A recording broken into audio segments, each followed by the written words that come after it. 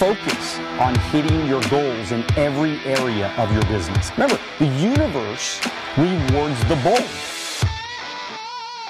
A leader has to take the risks. Okay, welcome to the Wealth on the Beach podcast. My name is Daniel Alonzo, and as always, I'm bringing you the greatest minds in the world. We're talking money, we're talking business, health, and wealth, and today we get the pleasure of hanging out with this cool guy. His name is Scott Krone, and he is founder of Coda Management Group. He's an author, and he's got his master's of architecture from Illinois Institute of Technology, Bachelor of Arts in History, Kenyon College. And he's kind of like a stud, and he's got all this really cool stuff to talk about today: real estate, multifamily homes, retail, commercial, warehouse, self-storage, multi-use flex, athletic spaces, platform of investments in excess of $55 million. What's going on, Mr. Scott? How'd you get into how'd you get in real estate business, man?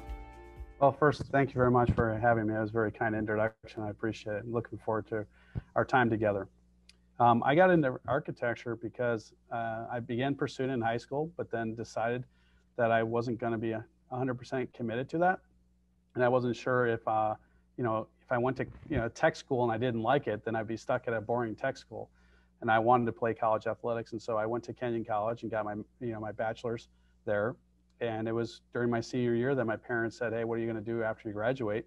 And that's where I began exploring to see that there's new master's programs that I could get a master's in architecture without a bachelor in architecture.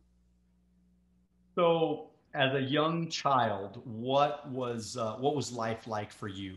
I mean, what did your parents do? How did you grow up? Did you grow up rich, poor, middle class? Where were you? Well, I'm fifth generation family business on one side of my family. That business is in Europe. That was my mother's side. And then I'm fourth generation on my father's side. So we grew up in a very entrepreneurial environment. My father and my uncle worked with my grandfather, and they were in die casting. And so I thought I was going to be going into the die casting world. But then my senior year, they told me that they were actually selling the business. And so that's where this paradigm shift happened for me, because it was like, that was what I knew. I knew the family business.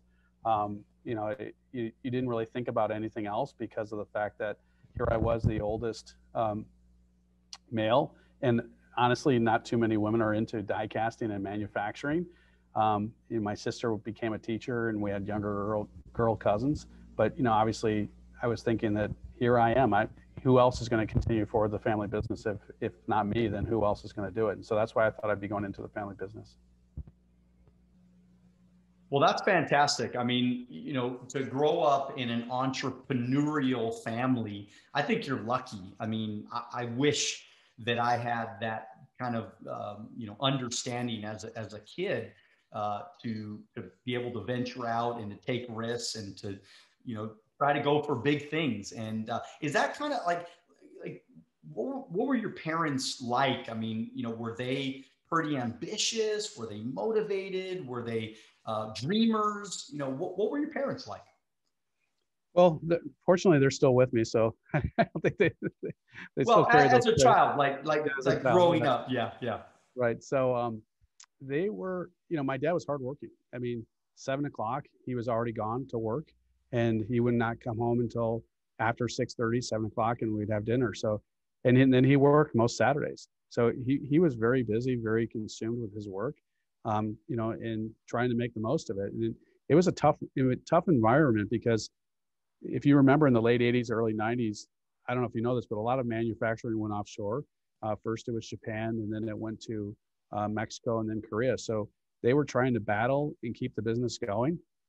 They actually won Small Business of the Year award by the SBA. And then 2 years later, they were selling the business. So that tells you the type of market, and it was the downward pressure of the cost of labor compared to foreign markets. My mother was also very entrepreneurial. She started yarn importing business from Denmark, and then she also became a real estate agent. So everything that I grew up around was, not that you can control your own destiny, but you can certainly work to fulfill it, rather than, just thinking that I'm going to go and work at IBM, and 20 years later I'll have a gold watch and I'll be fine. So that was not the environment I grew up in.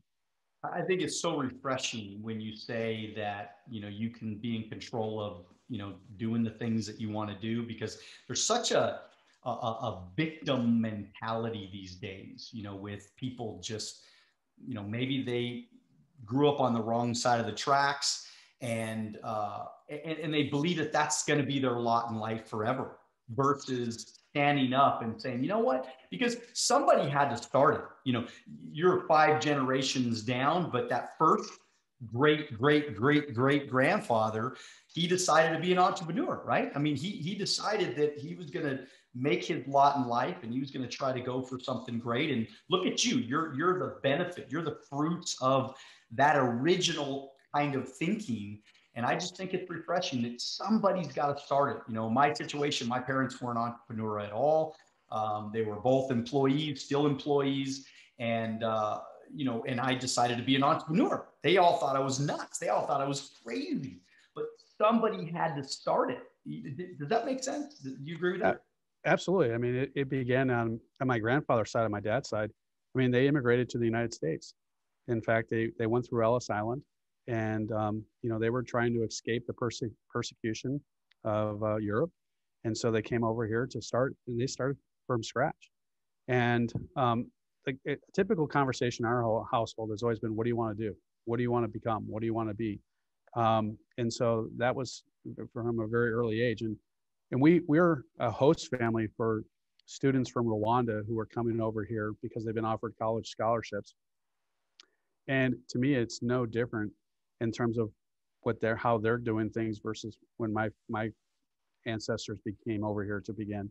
And they just see it as an opportunity. They see that they've been given an opportunity and they're making the most of it.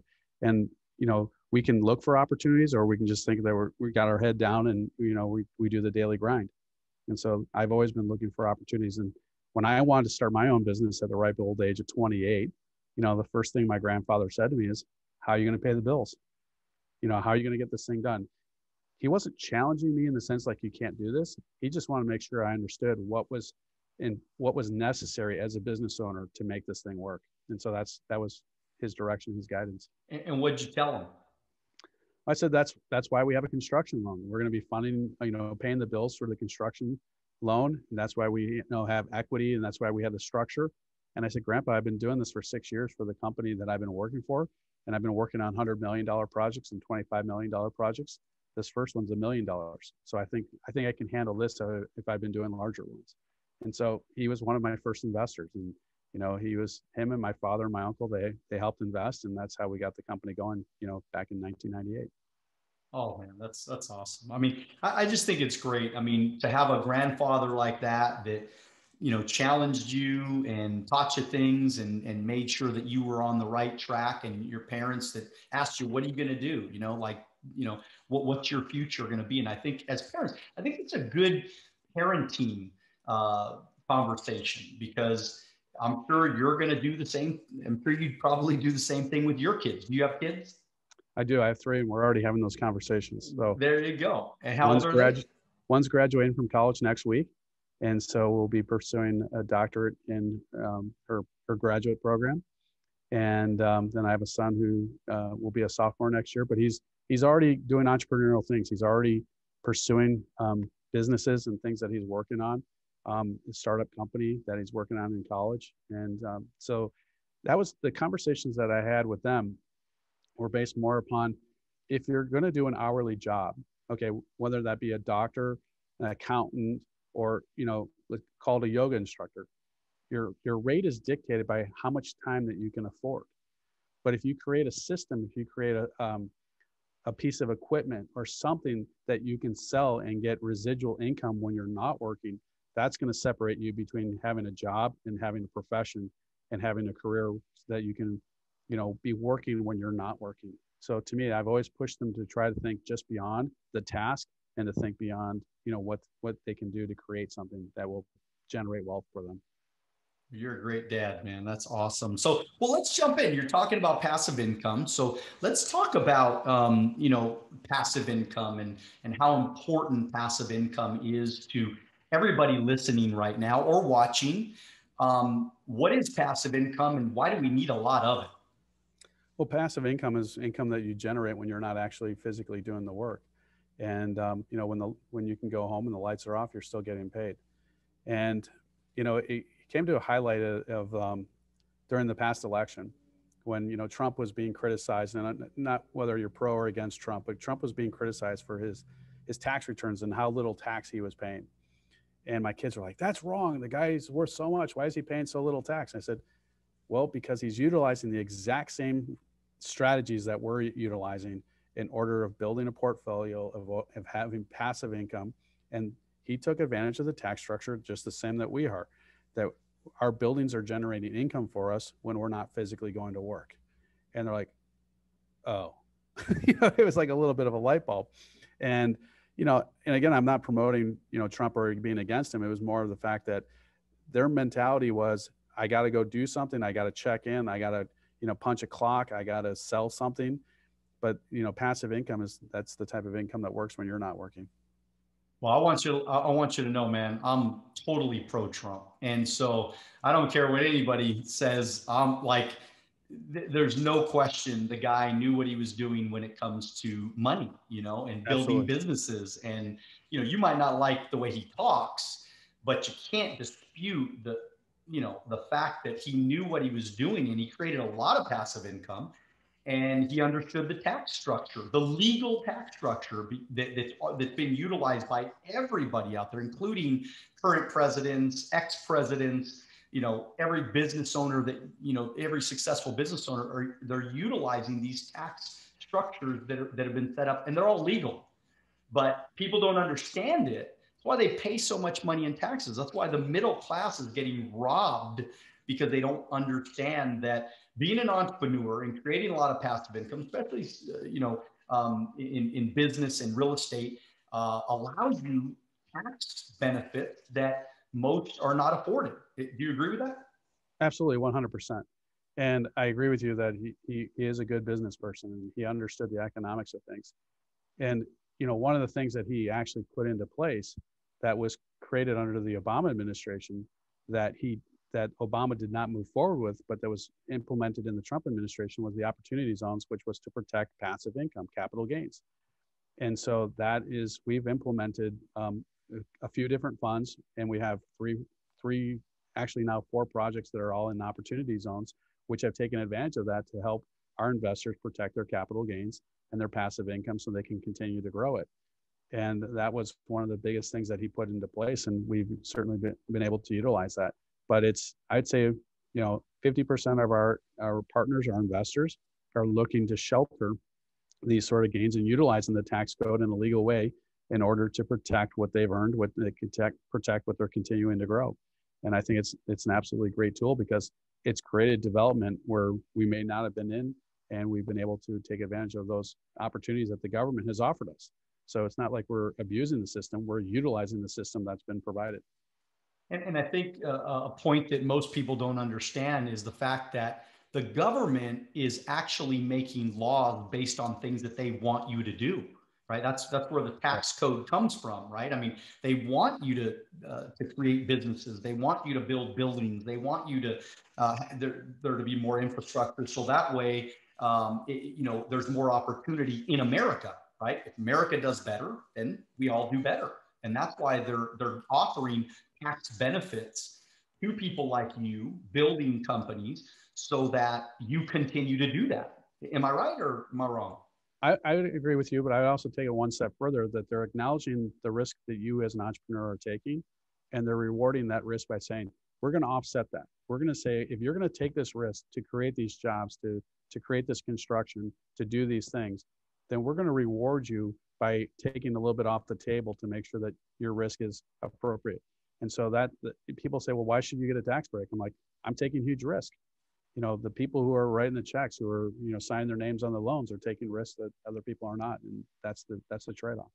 It's a great point. And that is why a lot of people, they don't like people that do well because, or that they take tax write-offs. They don't understand that point that you just made right now, that you're writing the check, man. If the project goes to zero, you lose all your money.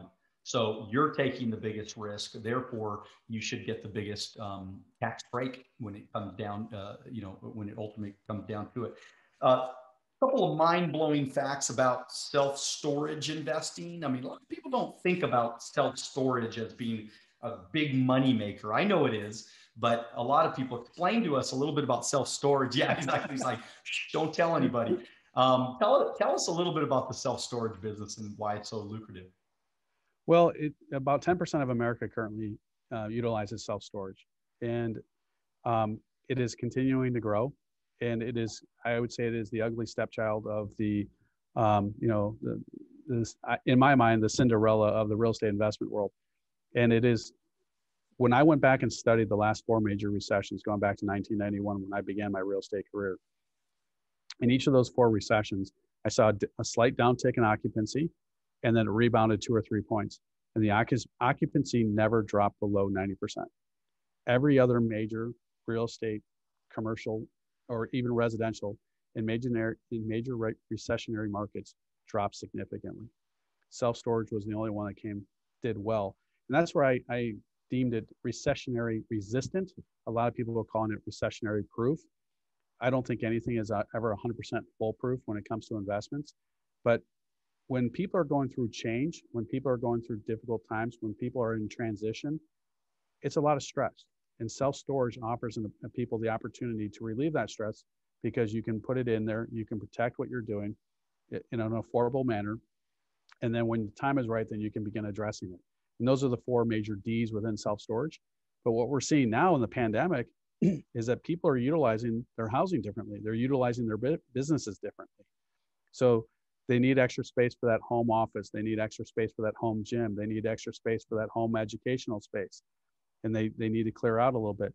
And so instead of moving and it costing more, they can economically afford a little bit more space, put their stuff in there, know that it's dry, safe, and secure, and then they can get the stuff when they need it. And so that's why self-storage is, they're predicting a secondary boom in the pandemic, post-pandemic, because of how people utilize their housing stock differently. Makes a lot of sense. A lot of people talk about multifamily investing, and I know that you have some strategies on that. And give me your thoughts on, because again, multifamily unit investing is when. Explain it to us, would you? Oh, multifamily investing. I mean, there's either development or like condominiums, or you're doing apartments. Condominiums is you're building them. That's where my background was. We were building large scale developments. My first project that I worked on was a $100 million condominium project. And we were also converting apartments into condominiums, and we were managing apartment buildings.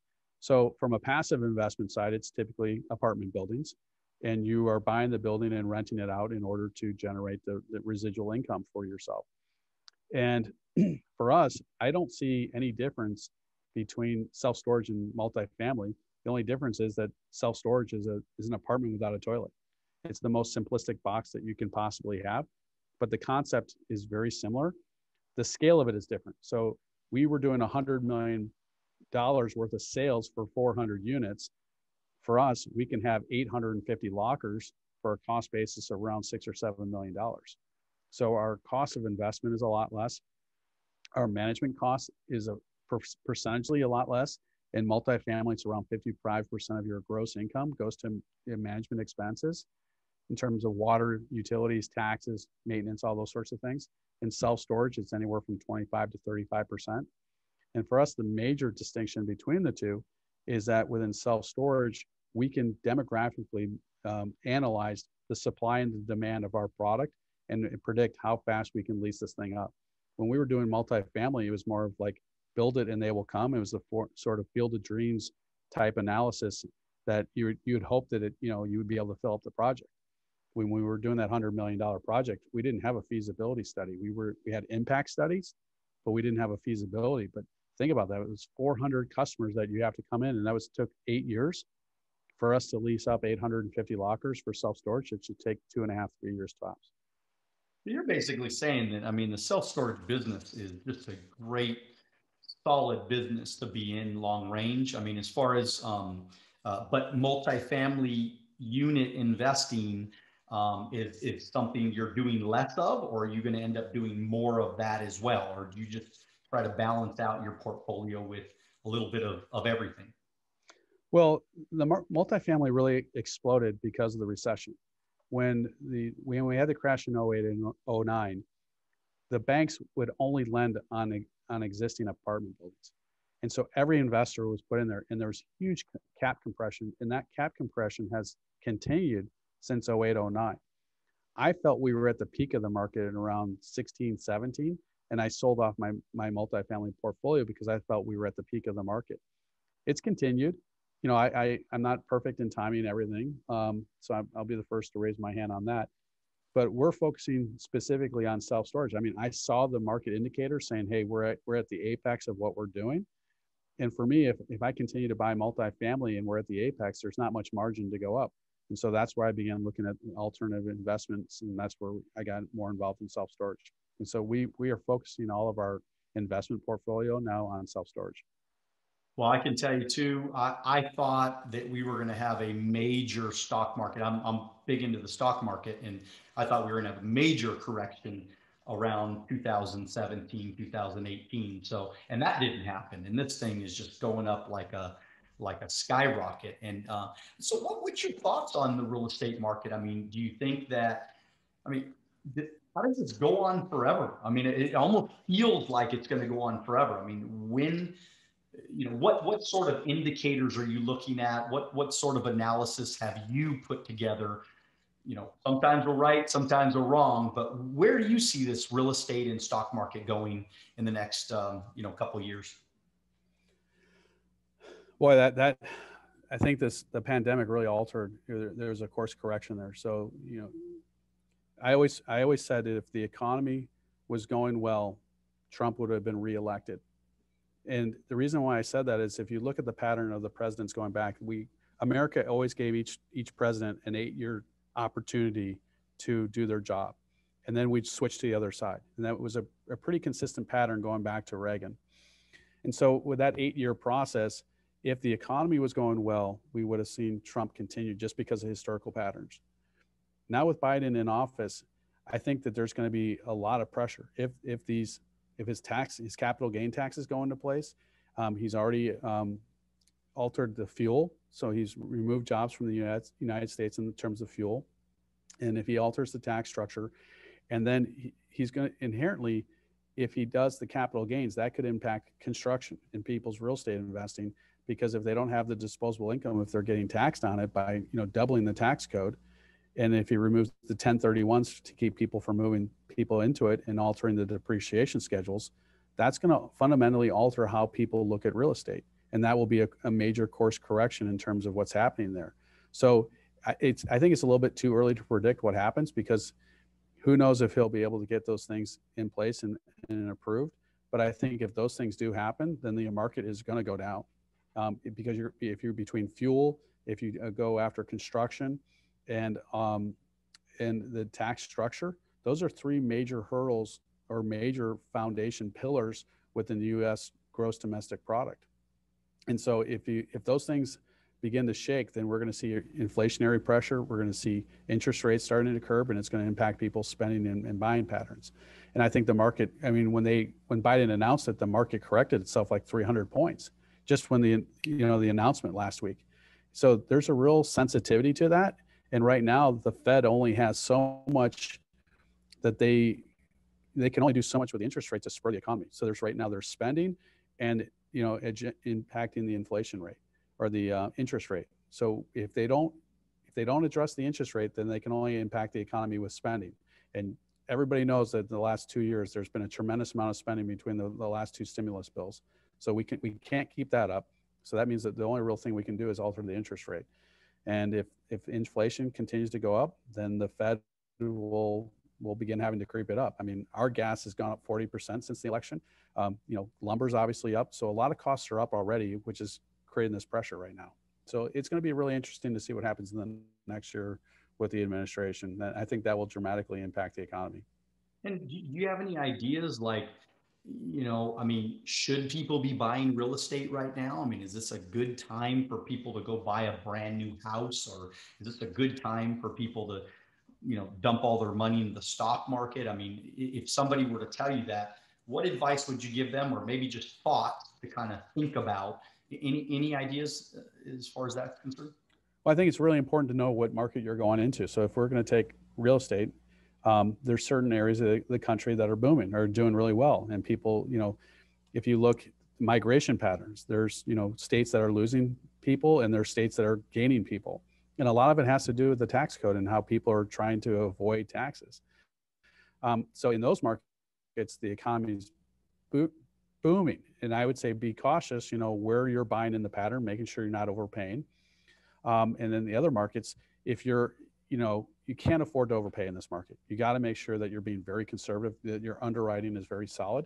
And so everything that we're going into, we're making sure that we're putting it under stress tests. We're making sure that we're analyzing the property and that we have options so that, if things go bad, we have the ability and not over leveraging. And so, we're looking at having conservative debt structures. We're looking at what are the tax repercussions and are we buying it for a good price? And so that's what we're focusing on in each of the markets. We're not basing it upon speculation. That's what was happening in 08, 09. And every one of those developers, every one of those property owners got crushed in that market when there was a market correction. So we're not buying anything on speculation. Good for you. Good for you. And as we kind of wrap it up, I mean, this has been a fun conversation. You talk about living a full life, and so you talk about like 3 tips on living a great life, living a good life. And what are some of those things that you think about when you hear, living a full life, great life? Well, I think that there's an element of being grounded in your faith. So for me, a full life is if I have a full life in terms of my faith, it will overflow into the other things that I'm doing. And the first one is family. So I'm making sure that I've started on a 2-year program. It's called the Transformation Center, and it's a 2-year program about leadership and developing my leadership skills so that I can translate that not only into my family, but also into our businesses, and making sure that I'm always continuing to grow and develop, not being stagnant. And so for me, relationships are very important within that, because I think that's the only thing that we can give to other and we can take with us no matter what happens. And so that's where I'm focusing on building those leaderships, building those relationships, and then, enjoying the things, working hard, but also enjoying the things that we do, that we have the time to take and separate, and making sure that we celebrate appropriately. And so how did you get into, because I know you're obviously doing a little bit more media. I mean, you were featured in NBC, and you've done all kinds of, different promotions with different companies. And, how did you get involved? And you also wrote a book, High Performance Homes, Navigating the Green Road to Your Dream Home. And so, first of all, why did you get into that? Because, obviously you've done well financially, you have great companies, you've built great companies, a great family, everything, you're probably not, hurting for money at any point in your life, at this point in your life. Why are you doing all this other stuff? I'm just curious.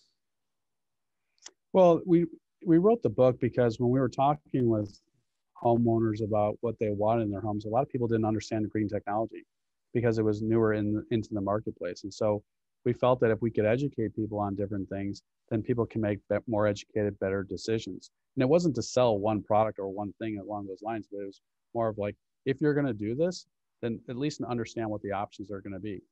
And the codes have changed a lot, because now you have to do a lot of green things. Back when we wrote it, it cost, there were things that it cost more to do green, and there was things that it didn't cost.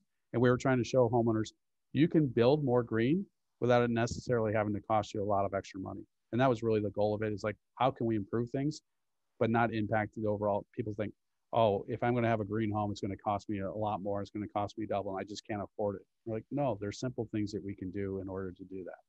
What are a couple of things, just off the top of your head, that like things that we could do to be more green in our, create more green in our house? Well, when we were building it, it was like, do I want bamboo floors or oak floors? And just that simple thing. Bamboo is a renewable species, and so we have bamboo floors. At that point in time, we also have dual flush toilets. So the water consumption, we're bringing that down. The type of paint that you're using, is it absorb the toxins or does it emit toxins? The same with cabinets. So are you using cabinets with formaldehyde or without formaldehyde? So these things are improving the quality of life within your home to make it more green. But also, if you're looking at the design of the home, if you're altering things. So for instance, in our home, we have 9-foot glass doors and windows that emit a lot of natural light into the home during the winter and help heat it. But then we put up simple sunshades during the summer, which cuts down the heat gain and the heat load on the house. And the sunshades are like $150 each. They're not, it's not like we had to come up with this elaborate design, but we put them out there and it cuts down the heat gain, it cuts down the glare, and just makes the house a lot more comfortable, but we get a lot of natural light. So these were like simple things that we could do that literally didn't cost anything more. Like, did I do geothermal? Yes. Did I put a metal roof on the house, which is, a 50-year warranty on the roof? Yes, those things did cost more, but there was plenty of other things that we did which were just as economical. Good stuff, man. Good stuff. I love this. This is, I could do this forever. I'm very interested in the things that you're talking about. You got your stuff right on, and it's very, very insightful, because your audience today is really that, small business owner, entrepreneur. That's most of the people that are listening to this or watching this right now. And just, as a parting thought, I wanted to ask you, like, because, we've all had challenges. We've all, been through the ups and downs. We've all gotten punched in the gut. We've all had our share of failure or rejection. And, so maybe you could just say a couple of words to that entrepreneur out there to maybe inspire them to keep it going, to not give up, and to let them know that maybe maybe tell us a little bit about a challenge you might have had growing up in business, and just something to inspire us to keep going, to not stop, to keep believing that our dreams can come true if we make good choices and we do the right things, that, we can have a successful, fruitful life as well. Well, I think the first thing is you can't have a short-term look. You have to have a long-term perspective. And you also have to have a perspective that, okay, I had the trial, but I can't let that define me. I have to be able to move forward with my greater goal. So I had a very difficult, and this is recently, within the last 6 years, where I had a situation in our company where I discovered some things with someone that I was working with that didn't go so well, and it was not very appropriate for the business, and it created a major rift. And we had to split the company over it. And I had to really do a lot to protect our investors on it. And it came at a huge cost to me, physically, spiritually, financially, all those things. And early on in that process, I said, I can't let this define me as who I am. I'm going to have the perspective of, this has happened, I've acknowledged it, but here's what I'm doing to overcome those things. But if I had let that negative situation define me, I would never have been able to recover. So you have to have, like, water on the back of a duck. You have to be able to get it off quickly, but not lose perspective of why you got in that situation and what you're going to do. We totally revamped the company. We totally changed the structures. We changed a lot of different things in order for us to grow. And at that point in time, we were only a small local Chicago company. And now we're from Wisconsin all the way to Maine, and we're building in Florida. So we've grown the company during that period of time. But if it hadn't been for that challenge and the perspective of how I'm going to overcome that, I would have been stuck doing the same little area that we were focused on.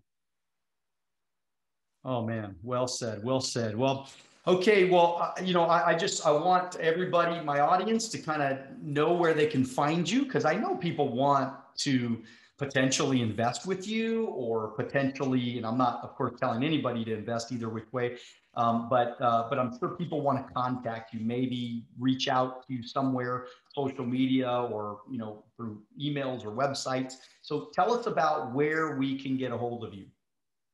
That's very kind of you. So our webpage is www.codamg.com. And Daniel, for your audience, if they reference this show, if they email us at info@codamg.com, we will send them information about the self-storage industry. It's called the feasibility study, the report that we pull, we will send them that.